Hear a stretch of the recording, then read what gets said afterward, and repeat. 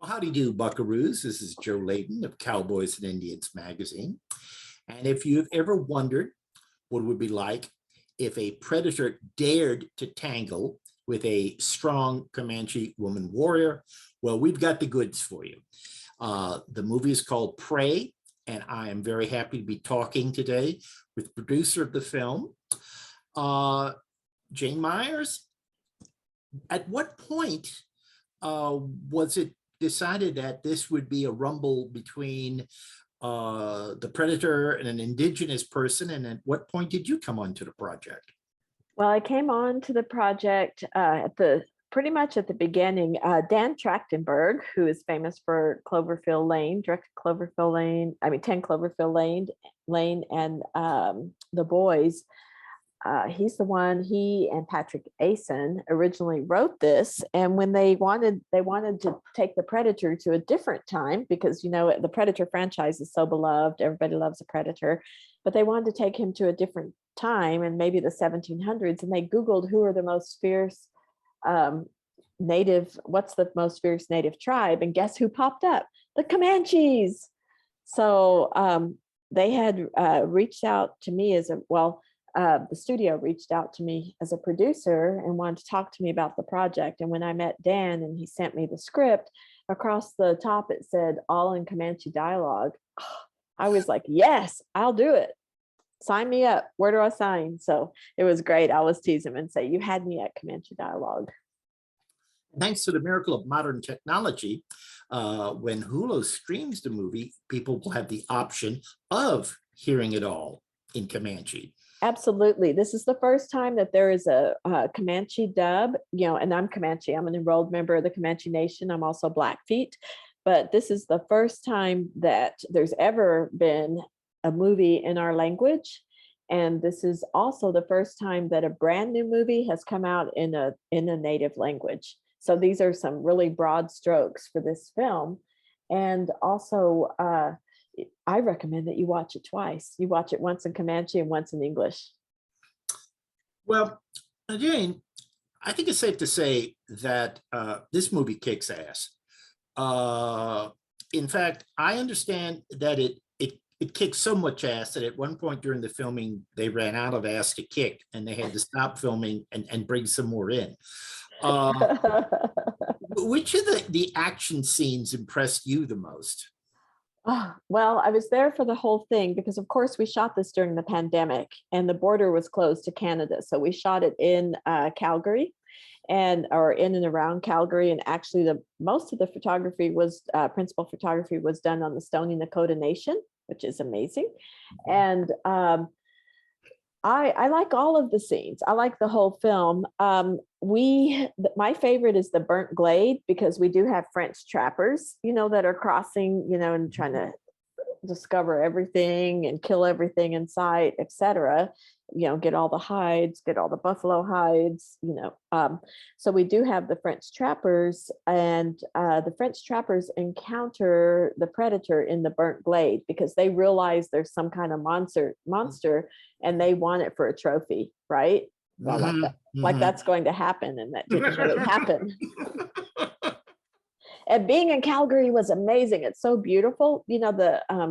Everything's beautiful there. It's near the Rockies. And then also I went to the Calgary Stampede 5 times last year. Well, now, did anybody in Calgary say, well, look, do you have to have French speaking people as bad guys? There were a lot of people willing to be French speaking bad guys, and that kind of worked out great. The Comanche was the little harder part, because our language, we don't have a lot of Comanche speakers, but we do have a language department. And then I was able to hire Guy Narcomi, who is like our #1 conversational speaker, as well as he wrote our dictionary. So, that was great to draft, people in to help us. But, normally, like a lot of people in Canada both speak, they speak French. So it was it fit. It was perfect. Now, how difficult was it to cast your lead actor? I mean, you have to have a young woman who you can understand how people would think, oh no, she's not cut out to be a warrior. And then you believe when, oh no, she's quite capable of being a warrior. In fact, maybe more cut out, the more cut out than a bunch of French trappers, actually. Absolutely. So Amber Midthunder plays Nadu, and Nadu is, she's a expert hunter, tracker, but Amber herself, she's done action. She was in Legion. So she was a regular on Legion, and she was a regular on Roswell. And so, she's been in television. Her mother was a stunt woman, and now her mother is a casting agent. Her dad's done stunts. Her father is David Midthunder, who's an actor, very well known. So she's been ready to do this. And I had to remind her because she's from Santa Fe. I live in Santa Fe. And she grew up with my children. And I said, do you remember when you were she was so wanting to do CrossFit because she thought she was going to be a UFC fighter. And she would do CrossFit all the time. So when her mom would be auditioning people and she was supposed to be the assistant, she would be against the wall in a handstand doing push-ups with one arm. Oh, my dear. So she's a beast. She's a beast. Oh God. Well, I don't want to give any spoilers here. Did you watch it? Did you watch it? Oh yeah, I've seen it. Like I say, this what do you movie think? kicks ass. What do you think? I was not exaggerating. I mean, a lot of times I'll do these interviews, and if the movie's, hard, it's like, well, I really like the fact that it was all in focus. It was, and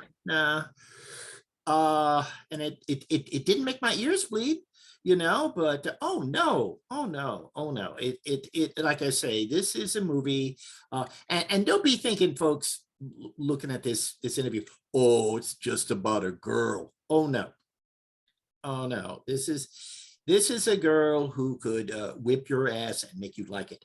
And now, again, I don't want to spill any beans, but one of the things I like the most about this movie is, in addition to her being a warrior, she is a smart warrior. And the climax of the movie depends upon, now I got to be careful here, depends on her using her culture, the French trappers' culture, and the predator culture. And when I realized where this was going, I mean, I'm watching the movie and I just went, hot damn.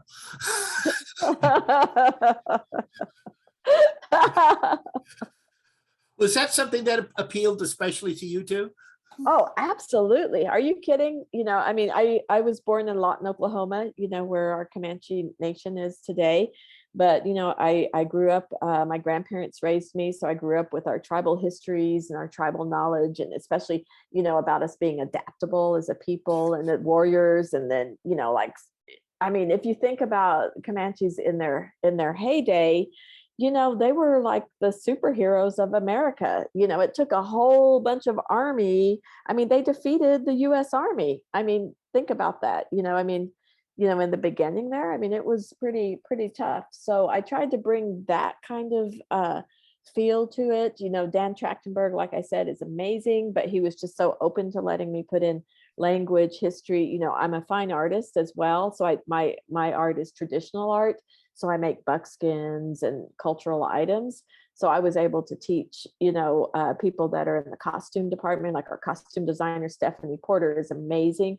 And her whole team just soaked up everything. They were rolling fringes. They were using earth paint. We used a palette that was indigenous to that time, to that time frame and to what was available to us and on the land there. And, because it is in the 1700s, 1719. And I think it's brilliant to take this franchise back there. And people are saying, oh, but it's a prequel.